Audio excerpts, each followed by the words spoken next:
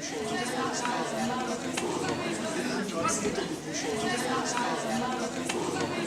1, kader 1, tek 1.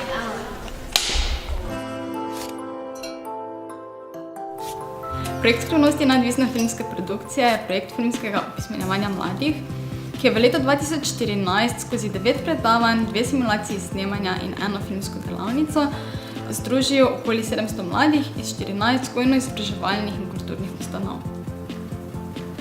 Projekt je potekal v 3 izobraževalnih sklopih, ki so se med seboj vsebinsko nadgrajevali. V bistvu vsak sklop je ponujal nova specifična znanja, ob enem pa je v bistvu tudi vsaka faza od udeležencev zahtevala vedno večjo aktivnost. Filmska vzgoja pomeni bogatenje splošne kulture in razgledanosti posameznika. Zdi se mi, da v šolah dijake poučujemo književnost, poučujemo jih likovno umetnost, poučujemo jih o gledališču, o filmu pa skoraj nič oziroma zelo malo. Jaz menim, da bodo danes z vključitvijo v ta program dijaki dobili veliko znanja o nastajanju samega filma oziroma filmski produkciji.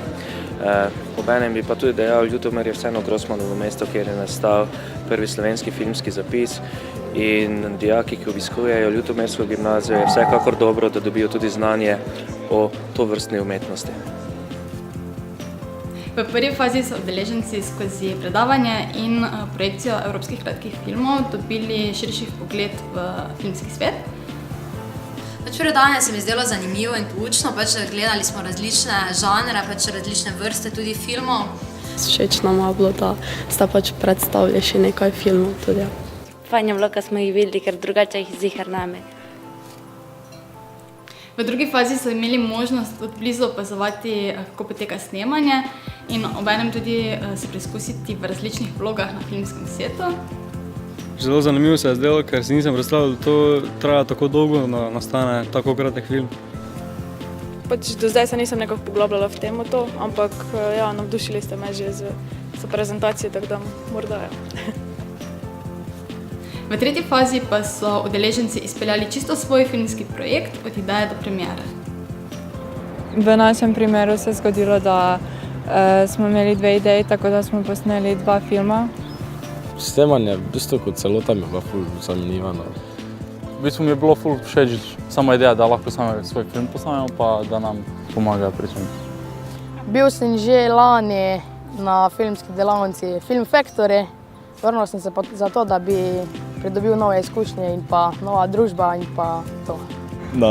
Na snemanju je bilo najtežje ne se smejati.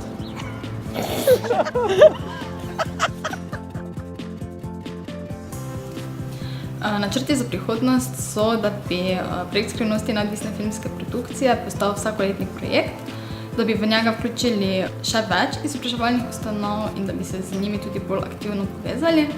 Torej, da bi vzpostavili mrežo izobraževalnih ustanov in kulturnih ustanov, ki bi bile povezane pod tem projektom in bi skupaj delovali na področju filmske vzgoje. Ja, v primeru, da bo še ena filmska delavnica, se bom definitivno udeležil in upam, da bo to kmalu. Filmska vzgoja mladih se nam zdi v tem času bistvena za razvoj dijakove splošne razgledanosti in predvsem za razvoj njegovega kritičnega mišljenja.